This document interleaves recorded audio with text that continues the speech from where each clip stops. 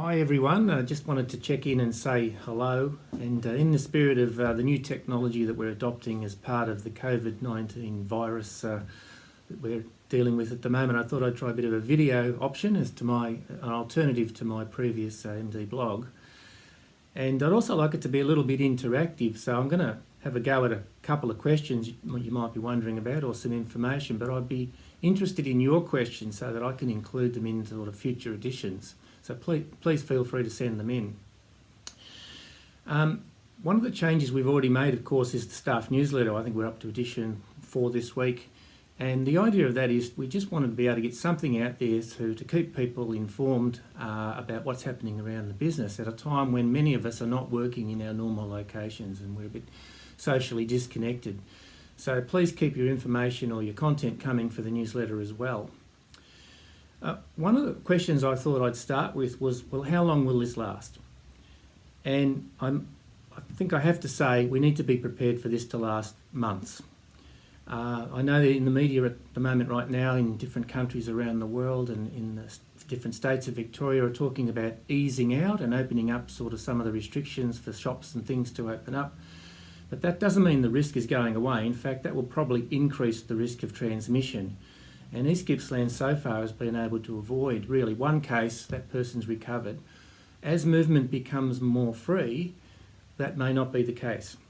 So we should expect that it will arrive here and we're going to have to continue with our social distancing and hygiene activities and having staff spread around and working from home for some time to come. And I think obviously we'll be guided by the state government and the health department, but let's think in terms of months here. So please hang in there, cheer up, you're doing a great job. Another question you might be wondering is how productive are we?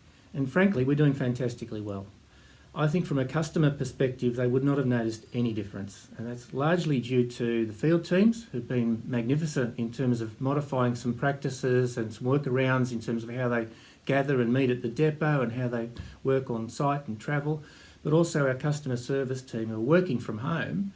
And from what I'm led to believe is that the customers really don't notice the difference, so that's fantastic. A couple of other teams that have contributed, organisational development, I want to mention them in particular, because when you think of the things that have occurred or the things we're adjusting to, safety, risk, organisational well-being, leave management, all of these things fall back into the organisational development team, and they're doing a fantastic job as well.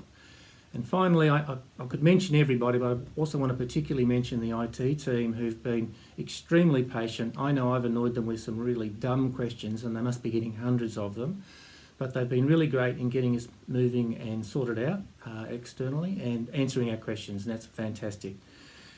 I know some individuals will probably be wondering about their own productivity and are struggling to be productive or concerned about how things might go into the future.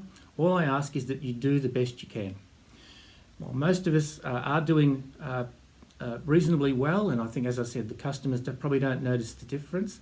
I know some of you will be having some issues with your own family issues, childcare issues, homeschooling issues.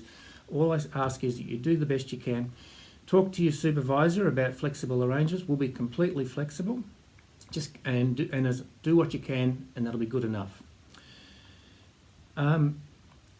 I wanted to talk a bit about customer hardship. I think we all should understand this, we are in an extremely fortunate position. As an essential service, it gives us some certainty of purpose and work, and it also gives us some certainty of income at a time when many people in the community are not in the same situation. So we've been really conscious about how we can not add to the problems and try and minimise our impact on other people.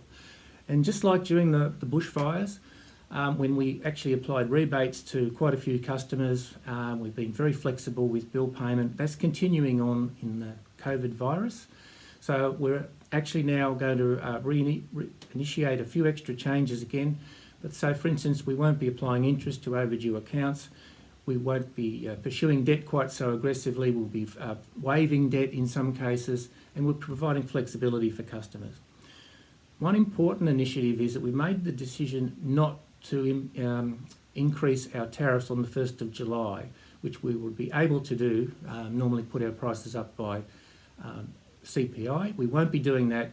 We just don't think that's respectful or helpful at the moment. We'll be holding that off for at least 6 months.